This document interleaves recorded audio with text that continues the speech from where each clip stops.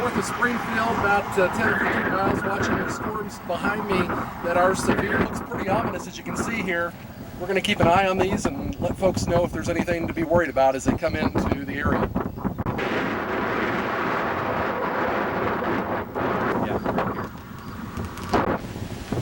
You can see off in the distance there the rain falling.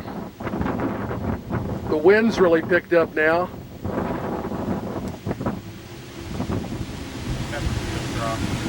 Noticeable temperature drop right on the front end of this. You can see the corn blowing here in the fields.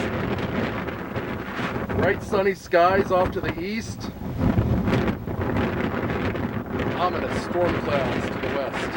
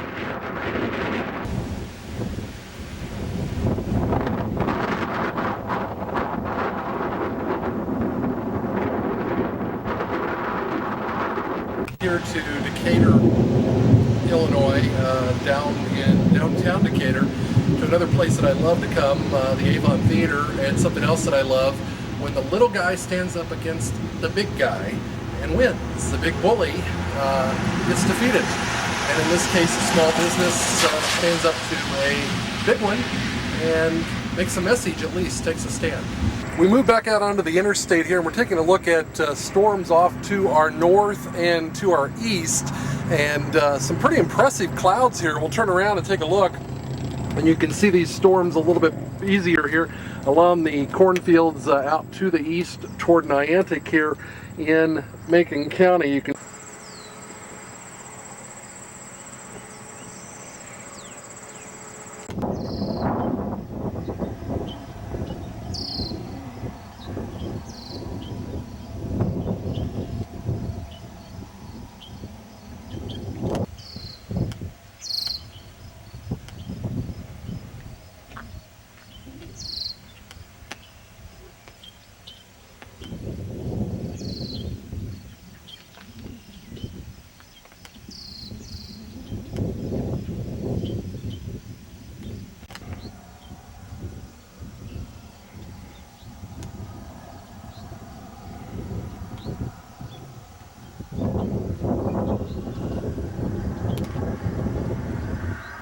Okay, now for those three questions that I haven't answered yet. Things I fear the most right now in life. Intolerance. Intolerance because I don't know if there'll ever be a time when my partner of 9 years and I will ever be treated equally, ever be accepted in society as normal, whether our partnership is ever treated with the same respect as marriage is not as important as that we get the same benefits. The IRS doesn't acknowledge us as a couple, but we share resources. Ignorance in that there are a lot of today's youth, I know many, that don't understand values, things like the use of racial slurs just as slang between them. They don't understand that's not appropriate, and I think somewhere we failed as a society in not teaching that or allowing that, and I'm afraid that will become the norm. And indifference, because there are people out there so caught in their cocoon of technology that they don't really know what's going on. They don't notice the world around them, and they couldn't care about anybody else. They run stop signs, cut you off on the interstate, all because they're wrapped up in their own little bubble, their cocoon. And that's dangerous for all of us, because those are some of today's future leaders. Then kind of an easy one. What makes me laugh? A good joke, being with friends, the reaction of a child, some of the things that they say sometimes. As I think it was Art Linkletter said, kids say the darndest things, and those moments and those things they say, that innocence, are precious, and that makes me laugh. Okay, then for that question, what is in my pocket right now? Well, let's see. I've got my wallet, not a lot of interesting things there. Credit cards, ID, a little bit of cash, not a lot. Who has a lot of cash these days? Oh, 2 ticket stubs from a show we got to see in Branson, Missouri last month, the Buckets and Boards show. This was a show we kind of took a chance on, and talk about the little guys succeeding.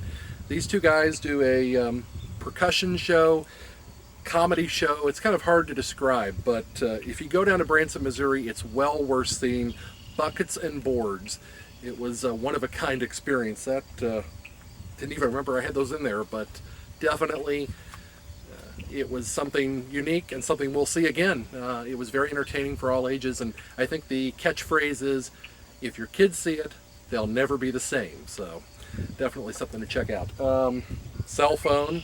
This is a Motorola Tundra, so if I drop it on the ground, which I do frequently when I'm out storm chasing, it technically shouldn't break. We'll see.